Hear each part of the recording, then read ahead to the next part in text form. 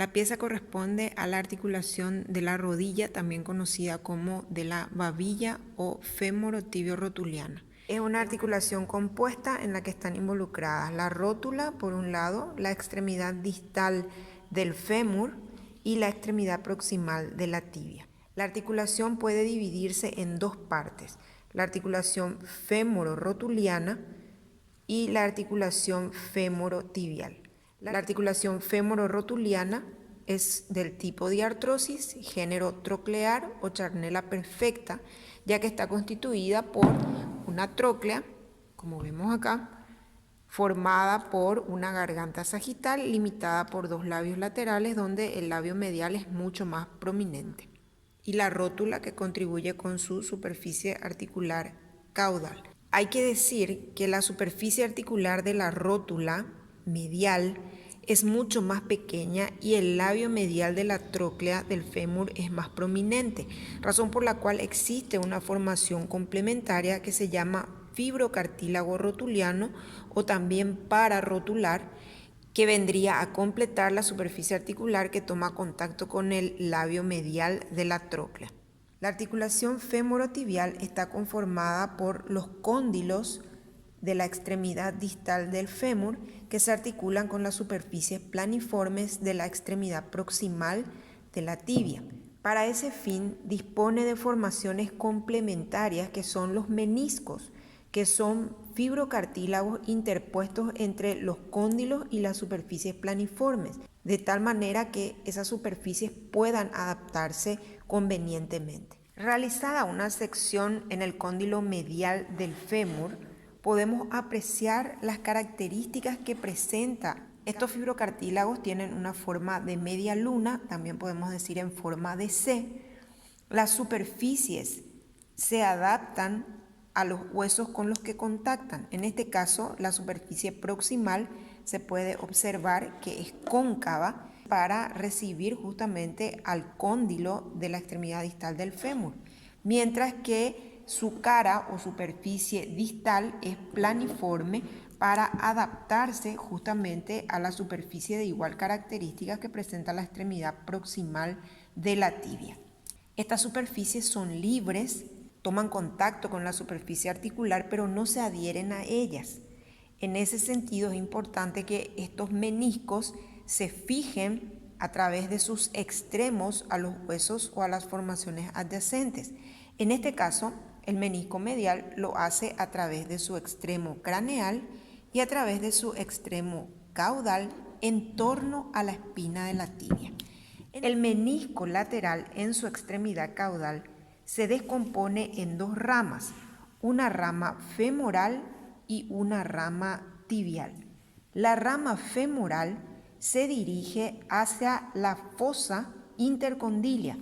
En la fosa intercondilia, que se encontraba entre los cóndilos, existía un área hacia la parte media y es en ese punto donde se inserta la rama femoral del extremo caudal del menisco lateral, mientras que su rama tibial se inserta en el contorno articular de la tuberosidad lateral de la tibia.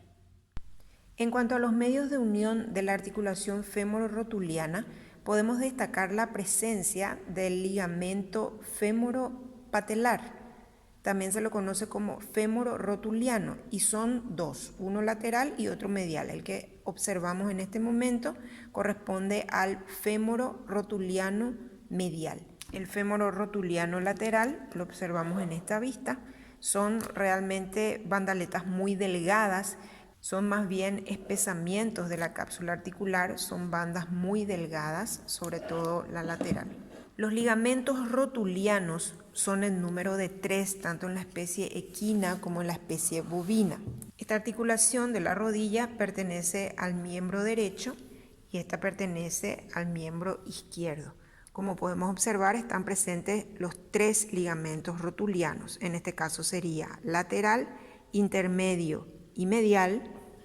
Y aquí sería medial, intermedio y lateral. Como podemos ver, el ligamento rotuliano medial toma origen a nivel del fibrocartílago pararotuliano y se dirige en dirección distal hacia abajo para terminarse en la parte media de la tuberosidad de la tibia, mientras que el ligamento rotuliano intermedio termina en el surco que se encuentra en la tuberosidad de la tibia, mientras que el lateral se inserta en la parte lateral de la rótula y termina también en la parte lateral de la tuberosidad de la tibia. En ambas piezas podemos observar el mismo comportamiento: el ligamento rotuliano lateral, intermedio y ligamento rotuliano medial. Como habíamos dicho, toma origen a nivel del fibrocartílago pararotuliano. Estos ligamentos hay que tener en cuenta que son más bien considerados como prolongaciones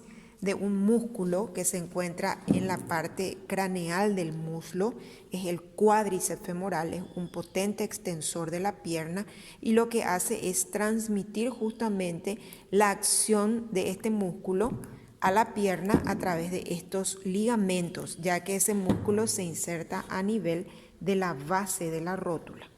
Los medios de unión de la articulación femorotibial, como podemos ver, son cordones que se extienden desde el epicóndilo, en este caso lateral del fémur, hasta la cabeza del peroné.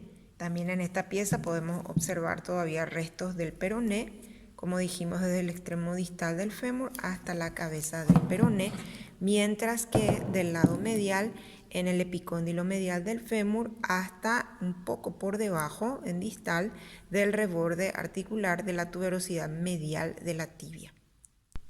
Aquí podemos observar la inserción de los extremos craneales de los meniscos que se insertan justamente en fosetas que se encuentran en situación craneal con relación a la espina de la tibia.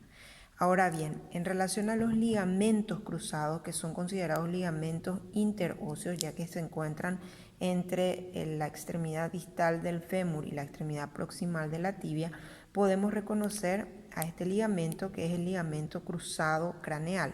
Toma inserción en la foseta central que se encuentra sobre la espina de la tibia, se dirige hacia atrás y hacia arriba y finalmente se inserta en la fosa intercondilia del fémur. El otro ligamento que cruza en X al cruzado craneal es el cruzado caudal. Podemos ver cómo se extiende desde la fosa intercondilia, se dirige en distal hacia atrás, termina insertándose en caudal a nivel del reborde articular de la tuberosidad medial de la tibia.